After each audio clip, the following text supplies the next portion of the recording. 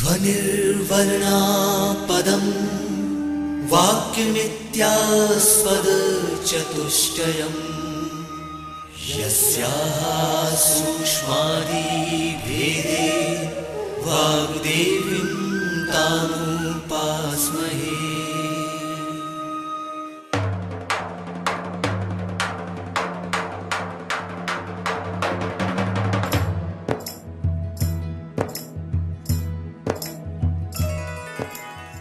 मध्य प्रदेश भोज मुक्त विश्वविद्यालय का इलेक्ट्रॉनिक माध्यम निर्माण और शोध केंद्र EMPRC प्रस्तुत करता है हिंदी साहित्य विषय पर आधारित कार्यक्रम राष्ट्रकवि मैथिली शरण गुप्त। ये कार्यक्रम BA द्वितीय वर्ष के विद्यार्थियों के लिए प्रथम प्रश्न पत्र अर्वाचीन हिंदी काव्य पर आधारित है। कार्यक्रम की विषय विशेषज्ञ हैं डॉक्टर मधु जैन। इस कार्यक्रम का ध्वनियांकन, संपादन और प्रस्तुतिकरण किया है अमर बहादुर यादव ने। तो साथियों, आइए सुनते हैं ध्वनि कार्यक्रम राष्ट्रकवि मैथिली शरण गुप्त। आज प्रस्तुत है इसका पहला भाग।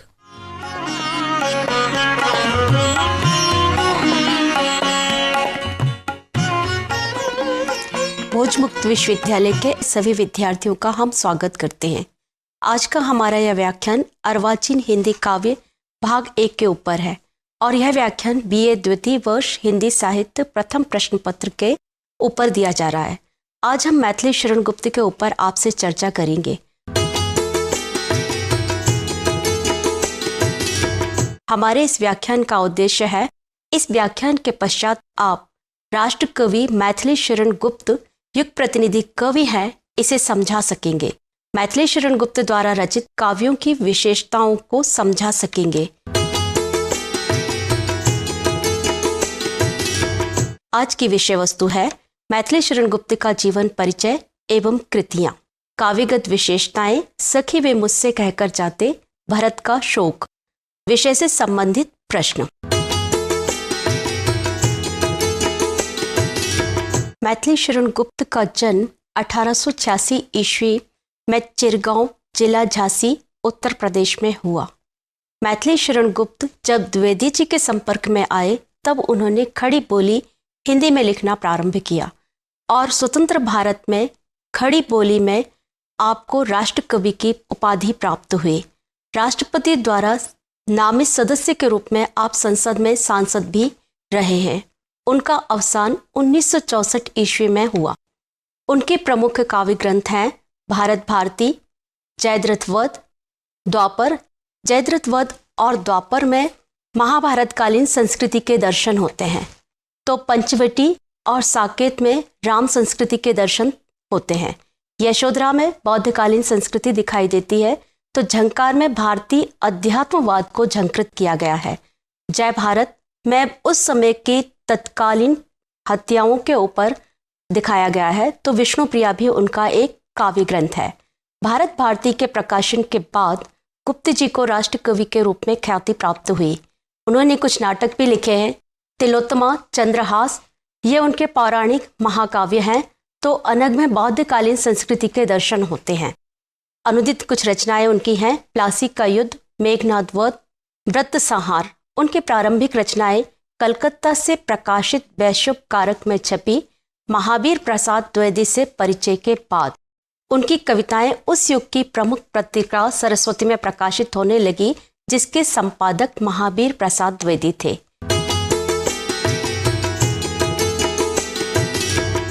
युग प्रतिनिधि कवि, राष्ट्रीयता, गांधीवादी विचारधारा। मैथिली शरण गुप्त को युग प्रतिनिधि कवि माना जाता है। राष्ट्रीयता, उनकी सभी रचनाओं में राष्ट्रीयता हमें दिखाई देती है। उन्होंने भारतीयों को कुछ सोचने के लिए भी मजबूर किया है। उन्होंने कहा है, हम कौन थे, क्या हो गए, क्या होंगे अभी, आओ विचारे आज मिलकर ये समस्याएं सभी। अंग्रेजों की विदेशी नीति के भी वे बहुत खिलाफ थे, तभी तो उन्होंने कहा है कि तुम हमारे देश को लूटा करो पर यहाँ रहना हमें दुश्वार है। तो उन्होंने अछूतोद्धार की समस्या के विरुद्ध भी लिखा है और वे अछूतों के समर्थक भी थे। उन्होंने कहा है कि इनमें भी मन और प्राण है किंतु नहीं वैसी वाणी। गांधीवादी विचारधारा भी हमें उनके काव्य में दिखाई देती है। जब अयोध्या से राम वनगमन की ओर जाते हैं, उस समय में अयोध्यावासी उनका रास्ता रोक करके लौटते हैं। गांधी जी की उस समय के सत्य, अहिंसा और सत्याग्रह आंदोलन की जो विचारधाराएं चल रही थी, वो गांधीवादी विचारधाराएं गुप्त जी के काव्य में स्पष्टता दिखाई देती हैं। राजा हमने राम तुम्ही को है चुना, यूं कह पथ में लेट गए बहुजन वहाँ। सामाजिक चेतना भी उनके काव्य का विषय रहा है। भारतीय सांस्कृतिक एकता के भी वो पक्षधर रहे हैं। उन्होंने हिंदू मुस्लिम एकता को लेकर के भी अपने काव्य में लिखा है कि जाओ तुम जाकर अजान दो और हम का बजाकर उतारें आरती। उन्होंने हिंदू मुस्लिम एकता के लिए भी कहा है कि हिंदू मुस्लिम अब छोड़ें विग्रह की नीति। उपयोगितावाद के दर्शन भी उनके काव्य में होते हैं। ना तन सेवा ना मन सेवा, मुझे इष्ट है जन सेवा। मानवतावाद के दर्शन भी हमें गुप्त जी के काव्य में सहजता से मिल जाया करते हैं। नारी दशा का मार्मिक चित्रण भी उनके काव्य में सर्वत्र मिलता है। उन्होंने कहा है कि जो नरकृत शास्त्रों के बंधन है, सब नारी को लेकर अपने लिए सभी सुविधाएं पहले ही कर बैठे नर, खड़ी बोली के पोषक। गुप्त जी ने अपने काव्य में सर्वत्र खड़ी बोली का ही समर्थन किया है और उनके काव्य से ही खड़ी बोली काव्य का विषय भी बनी है।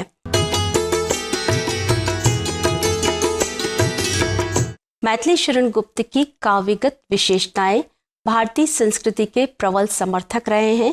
तभी तो उनके काव्य में साकेत में राम वनगमन करते समय यह कहते हैं कि मैं यहाँ नहीं स्वर्ग का संदेश लेकर आया हूँ, बल्कि इसी भूतल को स्वर्ग बनाने के लिए ही मैं चला आया हूँ।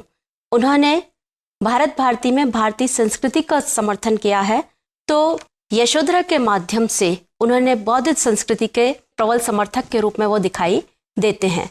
समन्वयवादी कवि, राष्ट्र कवि उस कवि को कहा जाता है जो कि उस समय की सभी सांस्कृतिक, राजनीतिक, सामाजिक सभी समस्याओं को लेकर चले और उन सबको अपने साथ में बनाकर भी चले। वो ये नहीं चाहते थे कि हिंदू और मुसलमान अलग अलग रहें। इसीलिए तो उन्होंने कावा और करबला रचना लिखी है। मर्यादा पुरुषोत्तम के अनन्य एवं एकनिष्ठ कवि भी गुप्त जी रहे हैं। राम की भक्ति तो उन्हें पैतृक ही मिली है, पर कृष्ण की भी उन्होंने पूजा की है। तभी तो उन्होंने कहा है, धनुष वाण या वेणु लो, श्याम रूप के संग मुझ पर चढ़ने से रहा राम दूसरा रंग। राष्ट्रवादी विचारधारा उनके सभी काव्यों में दिखाई देती है। गांधीवादी विचारधारा के भी मैथिली शरण गुप्त पोषक रहे हैं और रस परिपाक सभी रसों का, चाहे वो वीर रस हो, क्रोध हो, रौद्र हो, श्रृंगार रस हो, सभी रसों का परिपाक उनके काव्य में हमें दिखाई देता है। प्रकृति चित्रण नीलांबर परिधान हरित पट पर सुंदर है, सूर्य चंद्र युग मुकुट मेखला रत्नाकर हैं।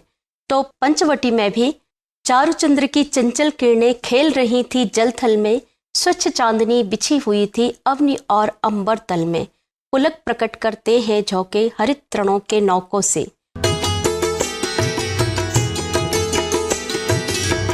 कला पक्षी वैशिष्ट वर्णन विशदता भी उनके काव्य में मिलती है। उन्होंने प्रत्येक उस समय की जो भी समस्याएं रही हैं, चाहे जातिगत समस्या रही हो, चाहे सांस्कृतिक समस्या रही हो, चाहे अछूतोद्धार की समस्या रही हो, सभी का उन्होंने बहुत विस्तार से वर्णन किया है। उक्ति वैचित्र भी उनके काव्य में कहीं कहीं देखने मिलता है। तभी तो उन्होंने यशोधरा में कहा है कि अबला जीवन हाय तुम्हारी यही कहानी, आंचल में है दूध किंतु आंखों में पानी। भाषा वैशिष्ट गुप्त जी ने वैसे तो खड़ी बोली का प्रयोग किया है, पर कहीं कहीं उन्होंने संस्कृत के शब्दों का भी प्रयोग किया है। और कहकर हाय धड़ाम गिरी में उर्दू भाषा के शब्द भी कहीं कहीं मिल जाते हैं, पर मुख्यतः उनकी भाषा में संस्कृत के शब्दों का ही प्रयोग विशेषतः हुआ है।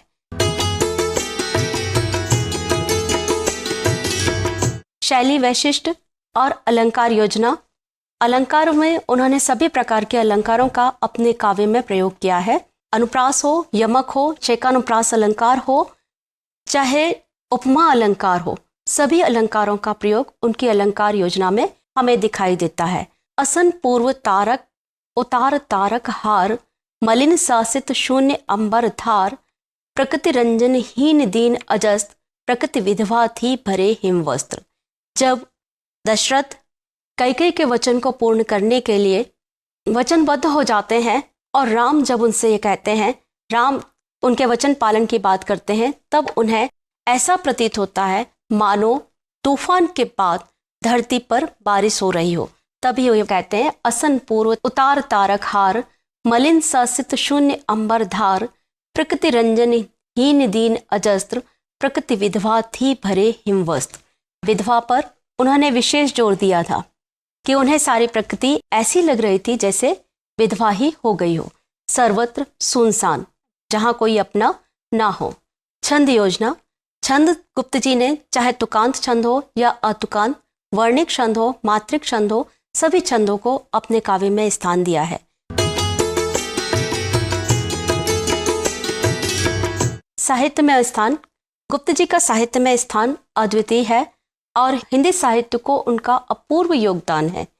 हिंदी साहित्य के लिए उन्होंने जो योगदान दिया है वह चिर स्मरणीय रहेगा। उन्हें साकेत लिखने की वजह से ही पंडित मंगला प्रसाद पारितोषिक से सम्मानित किया गया था और भारत सरकार ने भी उन्हें सम्मान दिया था। सखी वे मुझसे कहकर जाते में भारतीय नारी के जीवन आदर्शों को चित्रित किया गया है।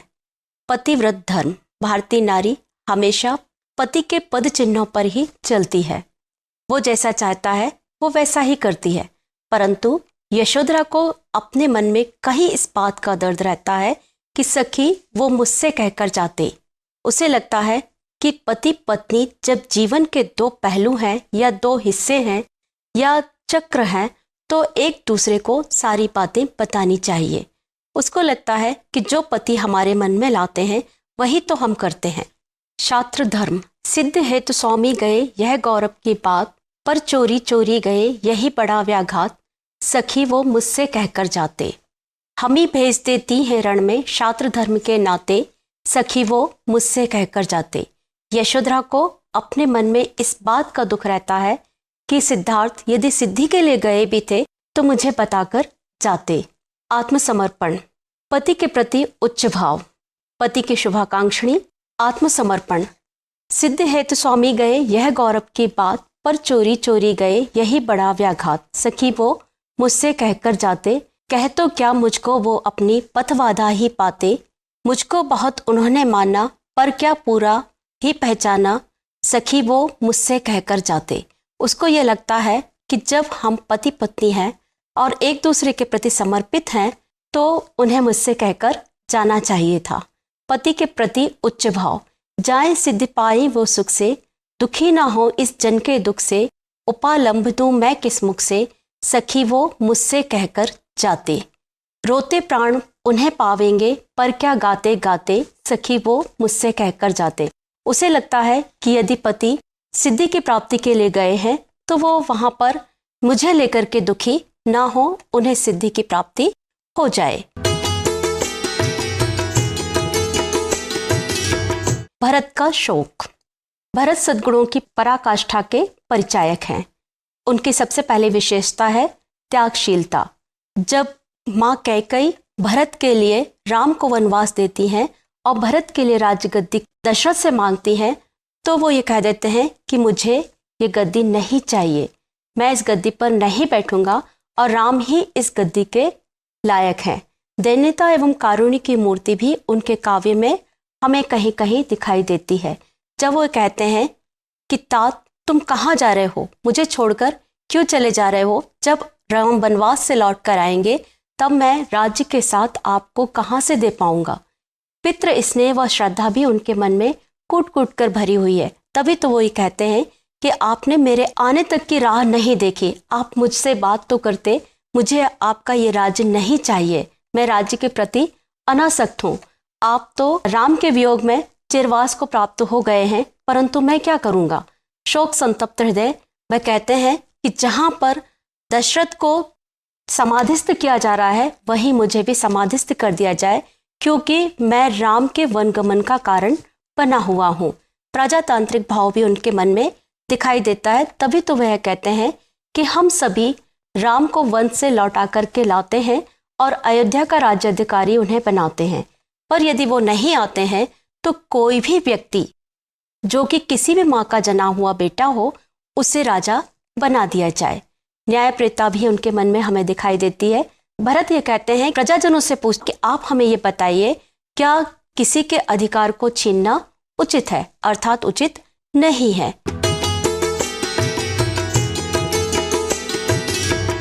स्मृति संकेत, मैथिली शरण गुप्त का जन्म चिरगांव जिला झांसी में 1886 में हुआ। उनके पिता सेठ रामचरण स्वयं कवि थे। गुप्त जी में कवित्व प्रतिभा और राम भक्ति पैतृक थी, तभी तो उन्होंने कहा, धनुर्वाण या वेणु लो राम रूप के संग, मुझ पर चढ़ने से रहा राम दूसरा रंग। आचार्य महावीर प्रसाद द्विवेदी जब रेलवे में स्थानांतरित होकर के आए और मैथिली शरण गुप्त जब उनके संपर्क में आए, तभी से उन्होंने खड़ी बोली में लिखना शुरू किया और तभी से द्विवेदी जी की छत्र छाया में उनकी काव्य प्रतिभा पल्लवित व पुष्पित हुई। गुप्त जी खड़ी बोली के उन नायकों में हैं और रचना शैली की विविधता भी उनकी कृतियों में दिखाई देती है। गुप्त जी की कविता में राष्ट्रीयता एवं गांधीवाद की प्रधानता है। न तन सेवा न मन सेवा, मुझे इष्ट है जन सेवा। राष्ट्रीय जीवन के साथ पारिवारिक जीवन को भी यथोचित महत्व दिया गया है। गुप्त जी ने साहित्य की उपेक्षिताओं को ही नहीं वरन नारी मात्र को विशेष महत्व दिया।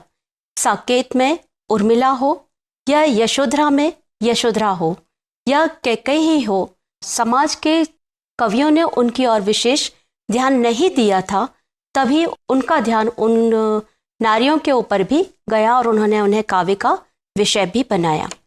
गुप्त जी ने प्रबंध और मुक्तक दोनों ही काव्य लिखे हैं।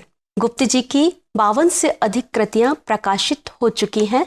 उनकी प्रमुख कृतियां हैं भारत भारती, जयद्रथ वध, द्वापर, पंचवटी, साकेत, यशोधरा, झंकार।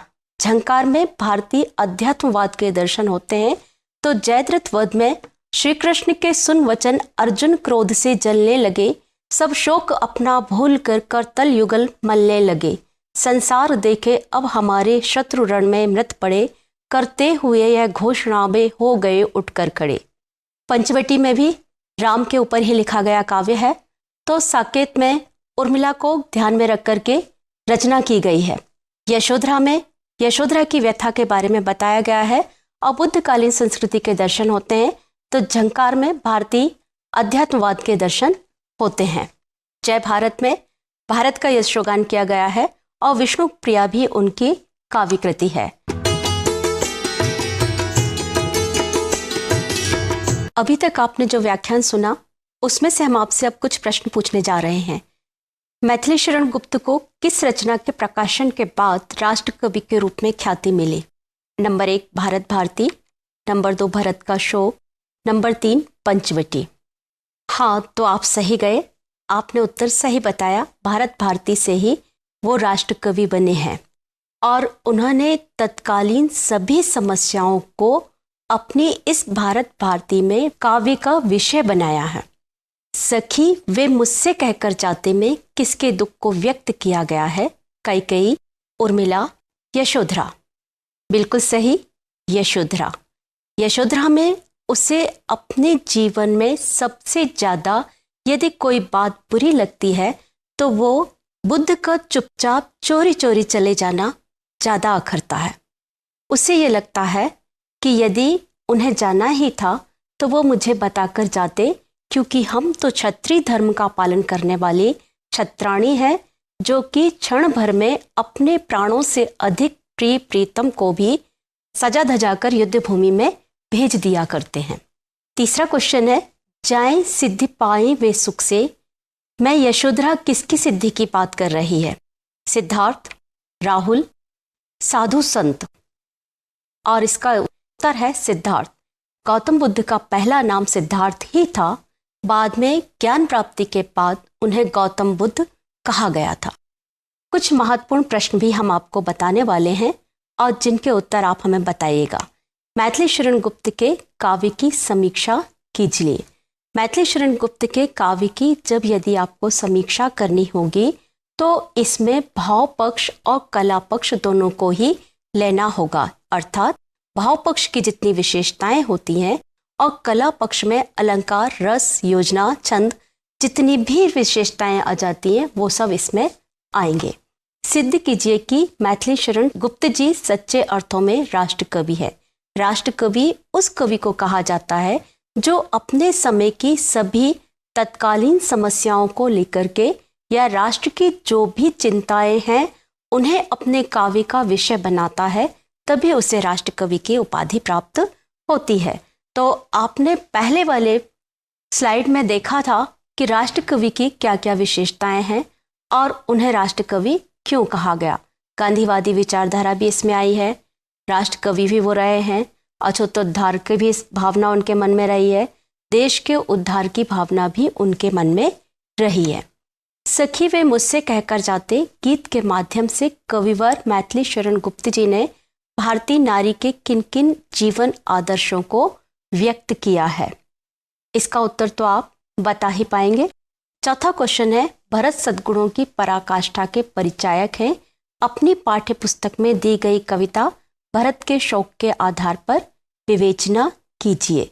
तो भरत का सबसे बड़ा एक गुण है त्यागशीलता, दानवीरता और राम के भाई होने की वजह से उनके अनन्य भक्त भी हैं।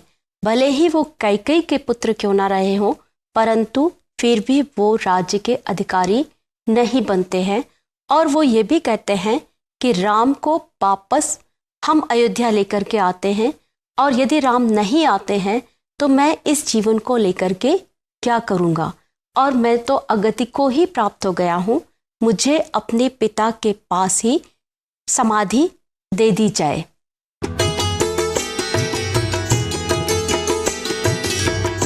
अभी आपने इस व्याख्यान में मैथिली शरण गुप्त के काव्य की विशेषताओं को जाना। मुझे आशा है कि आपको उनकी काव्यगत विशेषताएं समझ में आई होंगी। तो हम दूसरे भाग में मैथिली शरण गुप्त की आपकी पाठ्य पुस्तक में रचित कविताओं के केंद्रीय भाव को समझेंगे। धन्यवाद।